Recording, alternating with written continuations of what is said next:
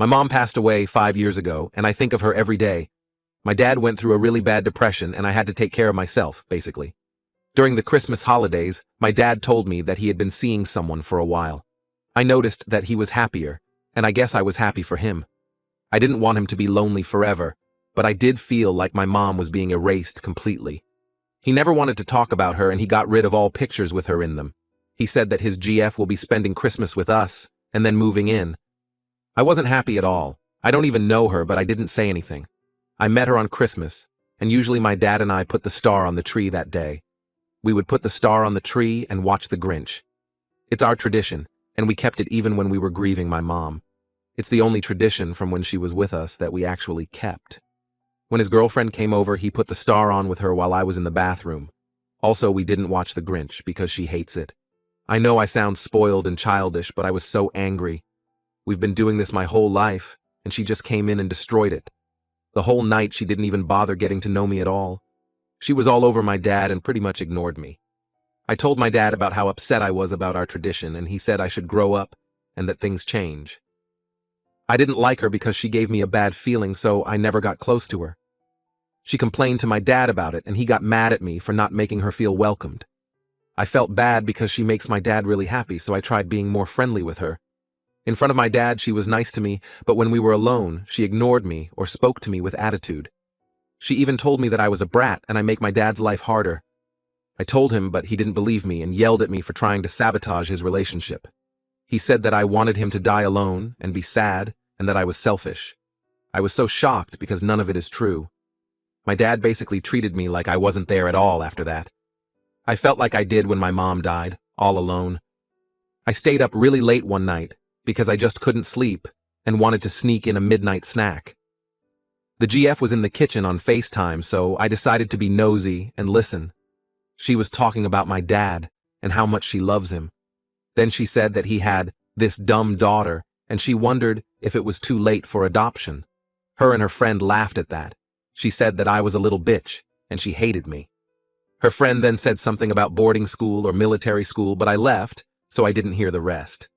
I was so exhausted from all the crying I did, so I actually slept. I didn't tell my dad, and I don't even know if I should, since he probably won't believe me. I really miss my mom. I kinda want to go live with my grandparents, mom's parents now, but I don't want my dad to think that I'm leaving him.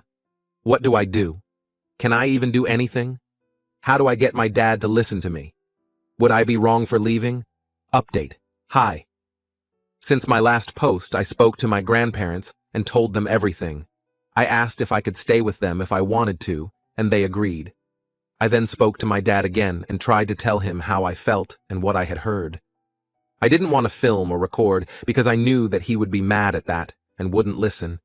He didn't believe me again and thought that I was jealous of having to share him with someone else. I got upset and told him that I was leaving so he could live happily ever after without the burden of having me around. He looked shocked, but didn't say anything. I had already packed my bags and had brought some things to my grandparents' house already. My dad didn't speak to me for the rest of the day. My grandfather picked me up, and I've been there since.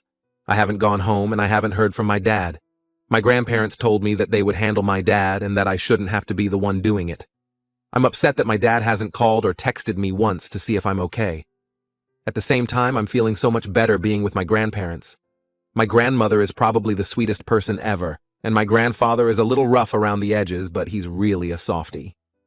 Update 2. My dad came to visit me at my grandparents' place to talk to me. He brought his girlfriend with him. He said, "GF and I have been talking, and we decided that it's best that you stay here." My dad said that I can come clean out my room completely and he'll help. He also said that after I get my things, we should also take a break from each other and reevaluate things in a few months, or however long it takes. His GF then said something about how she'll take care of my dad for me. In a few days, I'll be going over with my grandparents to get my stuff. We'll also be getting the important papers that some of you have mentioned. It doesn't look like I'll be going home anytime soon. I have a new home now, I guess. TBH. I have been feeling pretty bad about some of the comments, specifically the ones saying that, since I probably remind him of my mom, that's why he's like that with me. He got rid of everything of my mom's, and I was the last piece of my mom, so it makes sense he doesn't want me anymore. I really wish she was still here. I think he wants to start over, and I wasn't part of that plan. So, I guess that's it. Thank you for all the kind comments. Story 2. Aite for making fun of my partner's hair loss? Title sounds bad, I know. This has been an ongoing argument between my partner and I for almost 6 months now. I feel like I'll never hear the end of it. Backstory: I, 23F, am a naturally fair-skinned girl. I'm also cursed with pretty dark body hairs, which makes upkeep a complete pain. I shave my legs, and 2 days later, I have dark prickles of hair that I can't shave again for 1.5 weeks or so without causing some pretty painful razor burn. It is something that has bothered me for a long time, as it takes away a lot of my freedom in the warmer seasons, and I have to pick and choose what events I can show my legs at. This year, I was invited to go to with my 28 Mayan partner to his family's Christmas Day lunch, which I was pretty excited for. A few days before the lunch, my partner and I were also invited to a New Year's Day pool party at his friend's place. Southern Hemisphere for anyone confused here. Of course, this filled me with dread, because I knew that by this point my legs would look freaking terrible in a swimsuit. I decided to go to both, and found a gorgeous summer maxi dress to wear for New Year's Day. I thought I'd just relax by the pool on the banana lounge, and also help the host organize the BBQ lunch. After the lunch, I was laying out with a few of the other ladies, while our partners were all mucking about in the pool doing cannonballs. My friend's partner, 25 Mer, asked why I wasn't swimming, and I let him know I just wasn't feeling like it that day, and I'd rather lay in the shade. At this point, my partner got back out of the pool, and I assumed he was going to jump back in like usual. Instead, he came over to me, lifted up the bottom of my dress, revealing my legs, and exclaimed, "She isn't swimming today 'cause she is as hairy as a fucking bear." I grabbed my dress and pulled it back down, quite embarrassed, and shot him a very angry look. There was a few chuckles, but mostly awkward silence. I was mortified. He knows how self-conscious I am about this. In my anger, I then bit back and said, "Maybe we can transplant some of my leg hair to that nice bald patch you've been brewing?" This was also met with a few chuckles, followed by even more awkward silence. My partner then stormed off from the pool and went inside to get dry. He got changed into his dry clothes and came out and said that we're leaving. I felt really bad, especially for the hosts, so I apologized to them and said they could keep my salad bowls I had bought over. My partner and I have never spoken about his hair loss before. When I said this, I did know that it likely bothered him, being that I found photos on his phone of him taking pictures of the top of his head, where the hair loss has started. I just felt it was hypocritical that he could create that whole situation, and my insecurity wasn't off limits, but his is. I know I didn't handle myself the best here. Aita? Edit.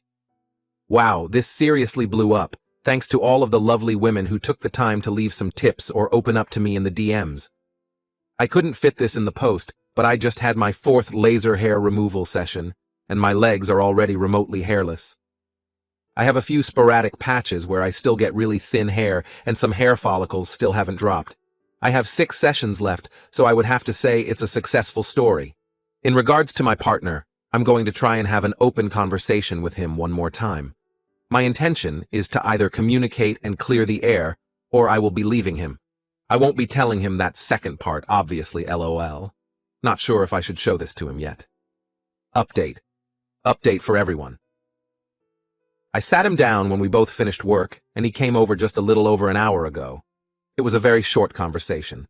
I started the conversation by stating that I would like to clear the air and resentment in the relationship. His response to this was, "Are you going to finally apologize?" I just about died inside. I asked him what I should be apologizing for, and he said the comments I made about his hair at the New Year's party. I then suggested that perhaps we should apologize in sequence of events, so he should go first, LMAO. He said that there is no way he is apologizing me after what I said because I crossed a line. I asked him, what about him crossing the line with my boundaries and humiliating me? He said it isn't the same because I could have just shaved it off and be done with it, whereas his situation could be permanent. I said that my situation would have remained permanent if I didn't do something about it. He then went quiet and started to shut down, telling me he doesn't want to talk. I told him I don't want his company if he can't have an adult open conversation with me. He left. I will be dumping him tomorrow. I didn't sign adoption papers. I never wanted this man baby.